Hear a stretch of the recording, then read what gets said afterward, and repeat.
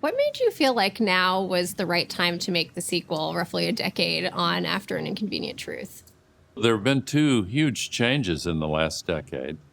Number one, the climate related extreme weather events are far more common, far more destructive, unfortunately. In the last 7 years, the U.S. has had 11 so called once in a thousand year events. The second big change is that we now have solutions available that were only visible on the horizon a decade ago. Now, the cost of renewable electricity from solar and wind is frequently well below the cost of electricity from fossil fuels, and soon that's going to be true everywhere. What's the one technology development from the last decade that you're the most excited about that you think could have the most impact on climate change? Well, I've been most gratified personally by the stunning decreases in the price of electricity from solar photovoltaics.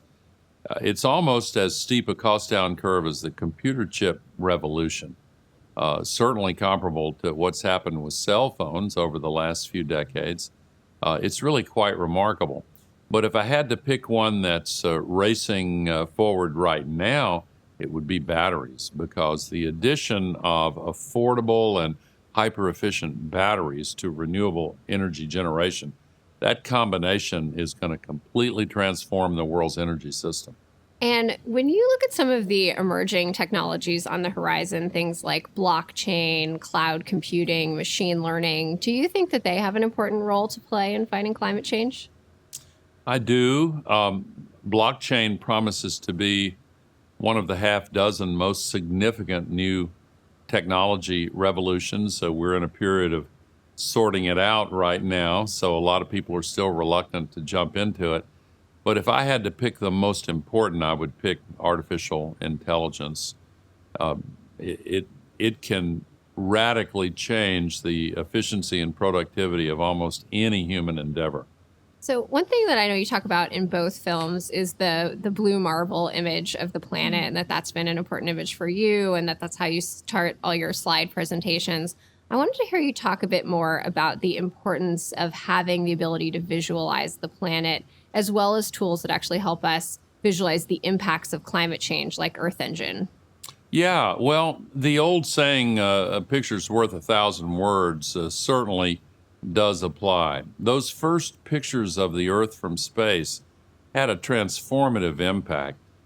Less than 18 months after the first of those pictures, Earthrise, the first Earth Day was organized, and major environmental legislation was passed not only in the U.S. but elsewhere. And having regular pictures of the Earth and having the ability to make sense of it with Earth Engine and Google Earth, providing pictures of any part of the planet you want to look at, that helps people make a connection between their own lives and the planet that we share. When we think about some of the technology gaps that still exist in fighting climate change, what do you see as some of the big technology gaps that we still need to fill? Well, we're making tremendous progress on transforming the production of electricity to renewable sources. We're on the verge of dramatic progress in substituting electric vehicles for the internal combustion vehicles, and that's where the liquid carbon fuel economy comes in. We still need more progress on processing heat in industry. We still need to do more to retrofit buildings, commercial, industrial, and residential. About a quarter of all the global warming pollution comes from inefficient buildings. We need more and faster transformation towards sustainable agriculture and sustainable forestry and sustainable fishing. And what about climate data? Are there gaps in climate data that you think we should also be focused on addressing? Yes. Under the Paris Agreement, every country that signed it is required to be transparent on their data. And the United Nations is now working with national governments and NGOs to make sure that's available.